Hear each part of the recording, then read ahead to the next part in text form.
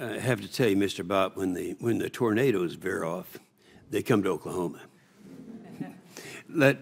First of all, I have something to submit for the record, Mr. Chairman. This is the largest coalition I've seen. These are people. This is a letter to President Trump from over 500 organizations through almost everything in America. So there's the level of popularity, and I want to ask that that be made a part of the record. Without objection. And Ms. Bobbitt, you know, you've had a little bit of an advantage because you've had a lot of advice and counsel with Gary Ridley. And I'm sure, Mr. Bott, you and Mr. Panos both are friends of Gary Ridley. He's actually served as a witness before this committee more than anyone else in the history of this committee, because he knows the subject, and we've been able to pass a lot of good things, and I think we've done some pretty creative things. Now, Commissioner Bobbitt, it's unique, the challenges that you face in our very rural Oklahoma, and you've had to be creative from time to time. Could you expand on the funding challenges and give an example or two of how you've gotten projects over the finish line with the limited funds in your county? Thank you for that question. Yes, Grant County is very rural, 4,500 people, while we have the most bridges and the 5th highest number of road miles in the entire state of Oklahoma. Yet our funding is 63rd out of 77 counties. Yeah. So we definitely have a challenge. But one unique thing that we have done in the past as counties, we worked as a partnership with the Oklahoma Department of Transportation, Gary Ridley, and we came across when they were going to deconstruct the I-40 Crosstown Bridge, there were a lot of used beams there. Now, beams that we could have our engineers inspect and look at, and we recycled them. So we took ownership. Counties took ownership of all those 2,000 beams, and we brought them back to our counties. Grant County received over 100 of those beams, more beams than any other county. We have more bridges than any other county.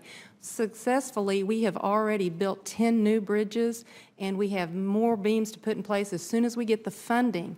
And that talks about how important a partnership is. That was a state and local partnership. We also would like to have that same partnership with the federal government to help us bring home projects. Yeah, and as you know, the President has talked about the public-private partnerships. Is there any comments you can make about how you have been successful in doing that in your area? The partnerships, the private partnerships will probably work really good for Oklahoma and Tulsa County, but the partnerships might not work so well for a very rural county. But what we can do is we have municipal bonds that are tax exempt that we really need to protect, because we do use those types of financing to help us move our projects forward. Yeah. Well, during the FAST Act, now I've had the advantage of dealing with these issues for 22 years in the Senate, and then 8 years before that in the House on the committee. So I've been here for all of those reauthorizations that we've had, and we've gotten one of the problems that we had, and people forget about this. Up until the middle '90s, the biggest problem we had with the Highway Trust Fund is that we had too much surplus. And then we know what happened to that, and we know now that we're in a crisis. But one of the things we have done has been more, and you addressed this, Mr. Bott, a little more creative on things that we could do in the bill, and giving more power to the states and giving them options. For example, on the enhancement percentages, saying from state to state, in California, they may have different ideas than we have in Oklahoma and how to use those. And so we gave the different states that option. What do you think about giving states more of those types of options, and how you can stretch your dollars a little bit more? Mr. Panas?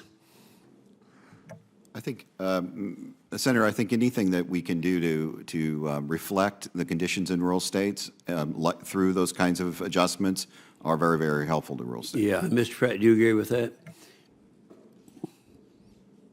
Here, this is a trend that we've started, and we want to continue with this, giving more of the options to the states. And do you all pretty much agree that that's moving in the right direction? Thank you, Senator. Yes, I would say that one of the best parts of the FAST Act, in addition to the certainty, was the flexibility.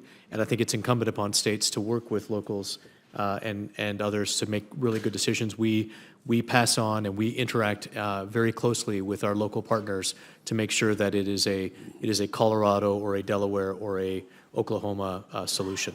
Good. Thank you, Mr. Chairman. Thank